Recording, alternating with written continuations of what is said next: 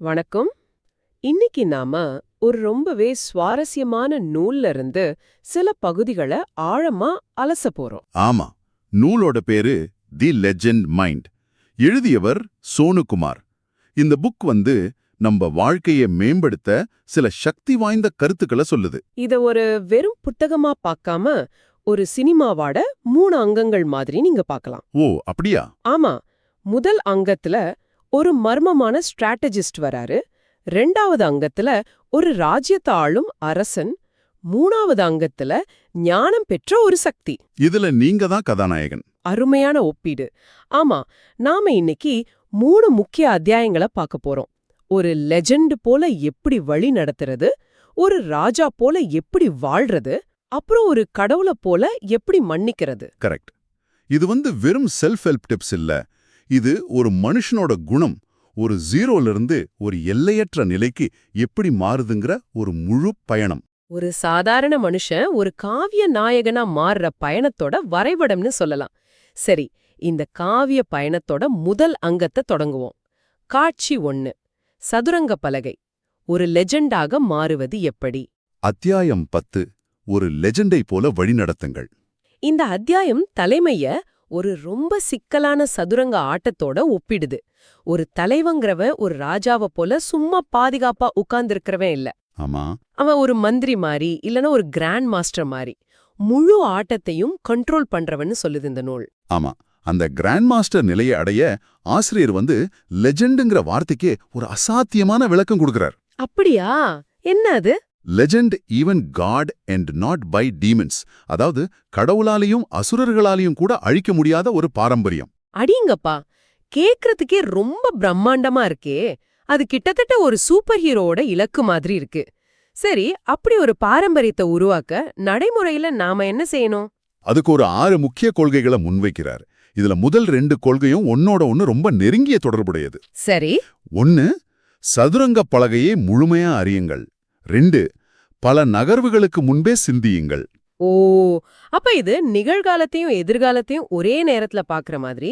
1 இப்ப களத்துல என்ன இருக்குன்னு துல்லியமா தெரிஞ்சுக்கிறது. ஆமா. இன்னொன்னு அடுத்த 10 மூவுகளுக்கு அப்புறம் களம் எப்படி இருக்குன்னு கணிக்கிறது. ஒரு தலைவர் இது 2 எப்படி பேலன்ஸ் பண்றது? மிகச்சரியான கேள்வி. பலகையை அறிவதுன்னா உங்க பலம், பலவீனம், உங்க டீமோட திறமை, மார்க்கெட் நிலைமைன்னு இப்போ இருக்கிற உண்மைகளை ஏத்துக்கிறது.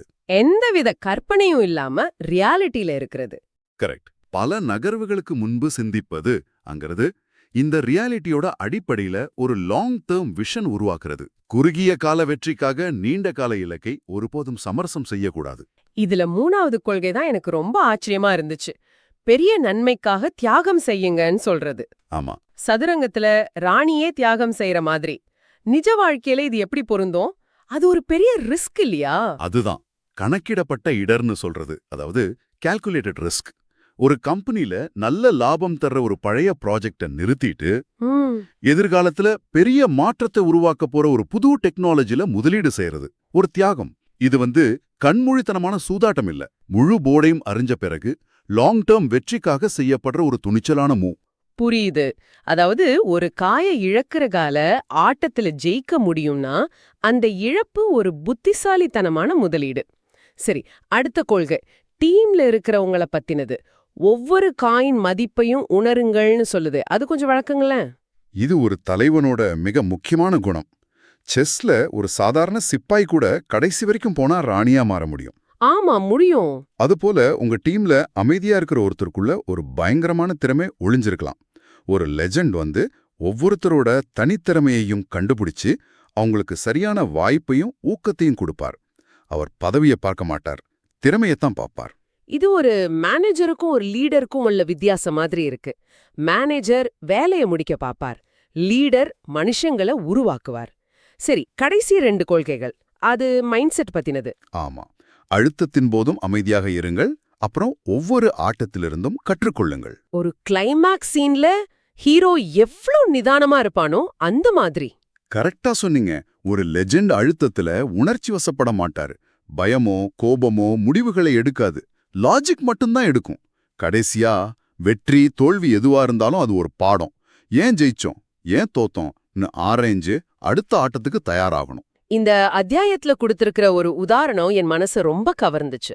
ஒரு லெஜெண்டுங்கிறவன் கிளாஸ்ல கடைசி பெஞ்ச்ல உட்கார்ந்திருக்கிற ஸ்டூடெண்ட் மாதிரிங்கிறது. ஆமா, நாம பொதுவா அவங்கள படிப்பே வராதவங்கன்னு முத்திர குத்திடுவோம். ஆனா இந்த புக்கு அந்த பிம்பத்தையே உடைக்குது. எப்படி? ஒரு செமினார்ல புத்திசாலி மாணவர்கள் எல்லாம் போட்டி போட்டுக்கிட்டு முதல்ல பேச துடிக்கும்போது இந்த லெஜெண்ட் மாதிரி இருக்கிற மாணவன் கடைசி வாய்ப்புக்காக அமைதியா காத்திருப்பான். அவன் காத்துட்டு இருக்கும்போது சும்மா இருக்க மாட்டான். மத்தவங்க பேசும்போது அவங்க செய்யற தப்ப கவனமா பார்ப்பான். அவங்களோட வாதங்கள்ல இருக்கிற ஓட்டைகளை கவனிப்பான். அவன் ஒரு பார்வையாளன் இல்ல, அவன் தகவல்களை சேகரிக்கிற ஒரு ஸ்பை மாதிரி. ஆஹா, அது ஒரு அற்புதமான பார்வை. அதாவது பொறுமைங்கிறது செயலற்ற தன்மை இல்ல, அது ஒரு ஸ்ட்ராட்டஜி. நிச்சயமா. கடைசியா அவன் பேச வரும்போது மத்தவங்க செஞ்ச தவறுகளெல்லாம் தவிர்த்து எல்லாரோட கருத்துக்களையும் உள்வாங்கி எல்லாரையும் விட சிறப்பா ஒரு முழுமையான ஆழமான பார்வையை முன்வைப்பான். அவன் கடைசியா பேசினாலும் அவன் பேச்சுதான் அந்த விவாதத்தோட முடிவா இருக்கும். இந்த நூல் ஒரு லெஜெண்டோட சில குணாதிசயங்களையும் பட்டியலிடுது. அவங்க அமைதியானவங்க, ஓவர் திங்கர்ஸ். ஆமா, சமூக நாடகங்கள்ல இருந்து விலகி இருப்பாங்க, மரண பயம் இல்லாதவங்க. இது கிட்டத்தட்ட ஒரு நிழலுலக வீரனோட குணம் மாதிரி இருக்கே. அதிலும் ஒரு சுவாரஸ்யமான விஷயம் சொல்லப்பட்டிருக்கு. ஒரு எதிரி அவங்கள தூண்டுனா 3 தடவை பொறுமையா இருப்பாங்களாம். ஓ, அந்த 3 முறையும் தங்களோட கோபத்தை ஒரு சுவர்ல குத்துற மாதிரி வெளிப்படுத்தி தங்களோட கோபத்தோட அளவை அவங்களே சோதிச்சுக்குவாங்களாம். ஆனா 4வது தடவை அதே தப்பு நடந்தா ஒரு அரக்கனை போல பதிலடி கொடுப்பாங்கன்னு சொல்லப்பட்டிருக்கு. ஆஹா, அமைதிங்கிறது பலவீனம் இல்ல, அது ஒரு கட்டுப்படுத்தப்பட்ட சக்தி. சரி, முதல் அங்கம் முடியுது. சதுரங்க பலகைய நிழல்ல இருந்து கண்ட்ரோல் செய்யற ஒரு மாஸ்டர் ஸ்ட்ராட்டஜிஸ்ட நம்ம பார்த்துட்டோம். ஆமா. ஆனா அந்த ஸ்ட்ராட்டஜிஸ்ட் நிழலை விட்டு வெளியே வந்து தன் சொந்த வாழ்க்கையாகிய ராஜ்யத்தை ஆள வேண்டியிருந்தா என்ன ஆகும்? அதுதான் எங்களை அடுத்த கட்டத்துக்கு 2ஆம் அங்கத்துக்கு அழிச்சிட்டு போகுது. அருமையான இணைப்பு. ஒரு லெஜெண்டா சிந்திச்சு வழிநடத்த கத்துக்கிட்ட பிறகு அடுத்த கட்டம் ஒரு ராஜாவை போல வாழ்றது. ஒரு ராஜாவை போல வாழ்றது. இது வெளி ஆடம்பரத்தை பத்தினது இல்ல, கிரீடம் கோட்டை இதெல்லாம் பத்தினதும் இல்ல. இது உள் இறையாண்மைய பத்தினது. Inner sovereignty. உள் இறையாண்மை, இது ஒரு சக்தி வாய்ந்த வார்த்தையா இருக்கே. இதுக்கு என்ன அர்த்தம்? உங்க மனம், உங்க உணர்ச்சிகள், இதோட அசைக்க முடியாத ஆட்சியாளர் நீங்க தான் அர்த்தம். வெளி உலக நிகழ்வுகள், மத்தவங்களோட கருத்துக்கள், இதெல்லாம் உங்க ராஜ்யத்துக்கு வர்ற வெளிநாட்டு தூதர்கள் மாதிரி. அவங்க கருத்தை சொல்லலாம், ஆனா முடிவெடுக்கிற அதிகாரம் அவங்களுக்கு கிடையாது. உங்க வாழ்க்கையோட அரியணையில நீங்க மட்டும்தான் உட்கார்ந்திருக்கீங்க. இந்த இறையாண்மை அடைய இந்த நூல் ஒரு 4 தூண்களை முன்வைக்குது. அதுல முதல் தூண் அரச மனநிலை, தி ராயல் மைண்ட் செட். இது சுயமரியாதைய பத்தினது. ஒரு ராஜா மத்தவங்களோட பாராட்டுக்காக காத்துட்டு இருக்க மாட்டார். அவருக்கு தன் மதிப்பு தெரியும். இது ஆணவம் இல்ல, இது ஒரு அமைதியான ஆழமான தன்னம்பிக்கை. இதோட 2வது துணியும் சேர்த்து பார்க்கணும். ஆட்சியாளரின் களம், அதாவது தி ரூலர்ஸ் டொமைன். ஆமா, உங்க வாழ்க்கையோட 100% பொறுப்பை நீங்களே ஏத்துக்கிறது. உங்க தோல்விக்கு சூழ்நிலையோ மத்தவங்களையோ குறை சொல்றது குடிமகனோட மொழி, அரசனோட மொழி இல்ல. டிராஃபிக் ஜாம்னால லேட்டுன்னு சொல்றவன் குடிமகன். ஜாம கணிச்சு முன்னாடியே கிளம்பியிருக்கணும்னு யோசிக்கிறோமா அரசன். உங்க முடிவுகளுக்கும் அதோட விளைவுகளுக்கும் நீங்க தான் உரிமையாளர். 3வது தூண் ராஜாவின் கோவில், தி கிங்ஸ் டெம்பிள். இது நம்ம உடலையும் நம்ம வாழற சூழலையும் ஒரு கோவில் மாதிரி புனிதமா பாக்குறது. ஆமா, ஆரோக்கியங்கிறது பேச்சுவார்த்தைக்கே அப்பாற்பட்டது. உடற்பயிற்சி, தூக்கம், சரியான உணவு இதெல்லாம் ராஜாவோட சடங்குகள். அதே போல நம்ம வாழ்ற சூழலும் முக்கியம். நம்மள சுத்தி நெகட்டிவான நச்சுத்தன்மையுள்ள மனுஷங்க இருந்தா அவங்க நம்ம கோவில அசுத்தப்படுத்துறாங்க. ஒரு ராஜா தன் கோவில அசுத்தமா வச்சுக்க மாட்டான். அவங்க கிட்ட இருந்து மெதுவா ஆனா உறுதியா விலகி போகணும். இது நம்ம மன ஆரோக்கியத்தை பாதுகாக்கிற ராஜாவோட கடமை. சோஷியல் மீடியால யார ஃபாலோ பண்றோன்னு செலக்ட் பண்ற மாதிரி நிஜ வாழ்க்கையிலயும் நம்ம சுற்றத்தை தேர்ந்தெடுக்கணும்னு சொல்றீங்க. சரி, 4வது தூண் ராஜாவின் மரபு. ஆமா, தி கிங்ஸ் லெகசி. ஒரு ராஜா அவன் கட்டின கோட்டைகளால இல்ல, அவன் உருவாக்குன தாக்கத்தால தான் நினைவிலிடப்படுறான். நீங்க சம்பாதிக்கிற பொருட்கள், வாங்குற கார்கள் இதெல்லாம் காலப்போக்குல அழிஞ்சிடும். ஆனா மத்தவங்க மேல நாம செலுத்துற நேர்மறையான செல்வாக்கு, நாம கத்துக் கொடுக்கிற பாடங்கள், அதுதான் நம்ம உண்மையான மரபு. கரெக்ட். நிகழ்காலத்துல நன்றியோட வாழ்ந்து நிலையான விஷயங்கள்ல கவனம் செலுத்துறது தான் ராஜாவோட வழி. இந்த அத்தியாயத்திலயும் ஒரு சுருக்கெழுத்து இருக்கு. KINGனா நோ இன்டர்நேஷனலி நியூ காட். இதுவும் லெஜெண்ட் மாதிரி ஒரு பிரம்மாண்டமான இலக்கா இருக்கே. ஆமா, ஆசிரியர் இந்த வார்த்தைகளை ஒரு குறியீடா பயன்படுத்துறார். அதோட நேரடி அர்த்தத்தை விட அதுக்கு பின்னால இருக்கிற உணர்வை பார்க்கணும். உங்க வாழ்க்கையோட ராஜ்யத்தை நீங்க முழுமையா, நேர்மையா, பொறுப்போட ஆண்டா நீங்க உங்க உலகத்துல ஒரு புதிய சக்தியா, ஒரு கிரியேட்டராக அறியப்படுவீங்கங்கிறது தான் அதோட உட்பொருள். ஆஹா, சதுரங்க பலகையில ஒரு மந்திரியா இருந்து இப்ப நம்ம வாழ்க்கையோட ராஜாவா மாறிட்டோம். இந்த பயணத்தோட உச்சகட்டம் அந்த 3வது அங்கம் என்ன? அதுதான் அத்தியாயம் 12. ஒரு கடவுளைப் போல மன்னிக்குங்கள். இது முதல் பார்வையில கொஞ்சம் முரணா தெரியுதே. ஒரு சக்தி வாய்ந்த ராஜா ஏன் மன்னிக்கணும்? இதுதான் ரொம்பவே சக்தி வாய்ந்த, அதே சமயம் ரொம்ப கடினமான நிலை. ஏன்னா ஆசிரியரோட பார்வையில மன்னிப்புங்கிறது பலவீனம் இல்ல, அதுவே அதிகாரத்தோட உச்சம். ஓ, ஆனா அதை சரியா புரிஞ்சுக்க மன்னிப்புனா என்ன இல்லைன்னு முதல்ல தெரிஞ்சுக்கணும். இது ரொம்ப முக்கியம். சரி. மன்னிப்புனா என்னவெல்லாம் இல்ல? 1. மன்னிப்புனா நடந்ததை மறக்கிறது இல்ல, அந்த வலி மிகுந்த நினைவு உங்க மூளையில இருக்கும். 2. மன்னிப்புனா செய்யப்பட்ட தப்பு சரின்னு ஏத்துக்கிறதும் இல்ல, ஒரு குற்றம் எப்பவுமே ஒரு குற்றம்தான். சரி. 3வது. 3. மன்னிப்புனா மீண்டும் அந்த உறவை புதுப்பிக்கணும்னு எந்த கட்டாயமும் இல்ல, உங்களை காயப்படுத்தினவங்க கூட மறுபடியும் பழகணும்னு எந்த அவசியமும் இல்ல. அப்போ மன்னிப்புங்கிறது முற்றிலும் நமக்கான ஒரு விஷயம், மத்தவங்களுக்காக இல்ல. சரியா சொன்னீங்க. அது முற்றிலும் உங்களுக்கான ஒரு உள்மன செயல்முறை. இது ஒரு பெரிய விடுதலைய தர்ற கருத்தா இருக்கே. அப்போ மன்னிக்கிறதுக்கான வழிமுறைகள் என்ன? இது ஒரு 4 படி செயல்முறை. ஒரு நாடகத்தோட காட்சிகள் மாதிரி பார்க்கலாம். முதல் படி, வலியையும் கோபத்தையும் ஏற்றுக்கொள்ளுங்கள். அதாவது எனக்கு வலிக்கலன்னு நடிக்காம, ஆமா எனக்கு வலிக்குது, நான் கோவமா இருக்கேன்னு நேர்மையா ஒப்புக்கணும். கரெக்ட். அந்த உணர்வுக்கு மதிப்பு கொடுக்கணும். சரி. படி 2, பாதிக்கப்பட்டவர் என்ற கதையிலிருந்து விடுபடுங்கள். இது கேக்குறதுக்கு சுலபமா இருந்தாலும் செய்யறது ரொம்ப கஷ்டம் இல்லையா? அந்த வலி நம்ம அடையாளத்தோட ஒரு பகுதியாவே மாறிடுதே. மிக மிக கடினம். அதனாலதான் இது ஒரு திருப்புமுனை. எனக்கு இப்படி நடந்துடுச்சுங்கிற கதையிலேயே வாழ்ந்துட்டு இருந்தா நீங்க அந்த சம்பவத்தோட கைதியாயிடுவீங்க. நம்ம கடந்த காலமே சிறையறையாகிடும். ஆமா, நடந்த சம்பவம் உங்க வாழ்க்கையோட ஒரு அத்தியாயம். அதுவே முழு புத்தகம் இல்ல. அந்த அத்தியாயத்திலிருந்து உங்களை தனியா பிரிச்சு பார்க்க ஆரம்பிக்கிறது தான் இந்த படி. புரியுது. அந்த சம்பவத்தை நம்ம அடையாள அட்டையா பயன்படுத்துறது நிறுத்தணும். படி 3 என்ன? படி 3, உணர்ச்சி கடனை விடுவிக்க தீர்மானியுங்கள்.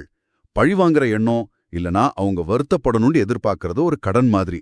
ஆனா அந்த கடனை அவங்க சுமக்கல, நீங்க தான் சுமந்துட்டு இருக்கீங்க. அது ஒரு கனமான கல் மாதிரி. ஆமா, அதை விடுவிக்கிறது ஒரு செயல்பூர்வமான முடிவு. இந்த புக் ஒரு சக்தி வாய்ந்த சுய உரையாடல பரிந்துரைக்குது. என்ன அது? அவங்க மன்னிப்புக்கு தகுதியானவங்கிறதுக்காக இல்ல, நான் அமைதிக்கு தகுதியானவங்கிறதுக்காக இந்த கல்லை நான் கீழே வைக்கிறேன்னு உங்களுக்கு நீங்களே சொல்லிக்கிறது.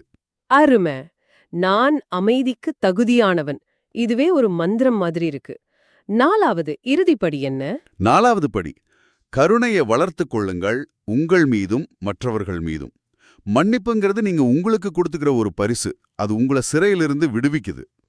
அதே சமயம் சாத்தியம் இருந்தா உங்களை காயப்படுத்தினவரும் தன்னோட சொந்த வலி அறியாம இல்லனா பலவீனத்திலிருந்து செயல்பட்டிருக்கலான்னு புரிஞ்சுக்க முயற்சி பண்றது. இது அவங்க செஞ்சதை நியாயப்படுத்த இல்ல, அவங்கள ஒரு முழுமையற்ற தப்பு செய்யக்கூடிய மனுஷனா பார்க்க. அது உங்களுக்கு அமைதியை தரும். இந்த அத்தியாயத்தோட இறுதியில GODக்கும் ஒரு விளக்கம் இருக்கு. கிரேட்டஸ்ட் ஆஃப் டொமினியன், அதாவது பிரபஞ்சம் அல்லது அதிகார வரம்புல மிக பெரியவர். ஆமா, நீங்க எப்போ மன்னிக்கிறீங்களோ அப்போ உங்க உணர்ச்சிகளோட ராஜ்யத்துக்கு நீங்க முழுமையான தலைவராகிறீங்க. வெளியிலிருந்து எது வந்தாலும் அது உங்களை ஆள முடியாது. அப்போதான் நீங்க உங்க உள் உலகத்தோட உண்மையான கடவுளா, முழுமையான அதிபதியா மாறுறீங்க. இன்னைக்கு நாம அலசிய இந்த 3 அத்தியாயங்களும் ஒருத்தரோட சுய வளர்ச்சிக்கான ஒரு சக்தி வாய்ந்த திரைப்படம் போல இருக்கு. ஆமா, ஒரு சதுரங்க வீரரோட தந்திரமான சிந்தனையில ஆரம்பிச்சு ஒரு ராஜாவோட முழுமையான பொறுப்புணர்ச்சிக்கு போய் கடைசியா மன்னிப்பு மூலமா கிடைக்கிற எல்லையற்ற அமைதியில முடியுது. இது ஒரு முழுமையான குணாதிசய மாற்றம். இது எல்லாமே நமக்கு கத்துத்தர்றது ஒன்னே ஒண்ணுதான். உங்க வாழ்க்கையோட வெளிப்புற நிகழ்வுகளை உங்களால எப்போதுமே கட்டுப்படுத்த முடியாம இருக்கலாம். ஆனா நம்ம உள்மனதை கட்டுப்படுத்துறது மூலமா. ஆமா, உங்க கங்கோட்டத்தை நாத்துடுதுங்கமாவும் குறுகிய கால உணர்ச்சிகளுக்கு பதிலா நீண்ட கால பார்வையை வளர்க்கறது மூலியமாவும் நீங்க ஒரு உயர்ந்த நிலையை அடைய முடியும். உங்க உண்மையான சக்தி உங்களுக்குள்ளதான் இருக்கு. இந்த கலந்துரையாடலோட இறுதியில உங்களுக்காக ஒரு சிந்தனை. இந்த 3 கதாபாத்திரங்கள்ல தந்திரமான லெஜண்ட், இறையாண்மையுள்ள ராஜா, கருணையுள்ள கடவுள். இன்னைக்கு உங்க வாழ்க்கையோட கதையில எந்த ஒரு கதாபாத்திரத்தை நீங்க அதிகம் வளர்க்க விரும்புறீங்க, ஏன்? அத பத்தி யோசிச்சு பாருங்க.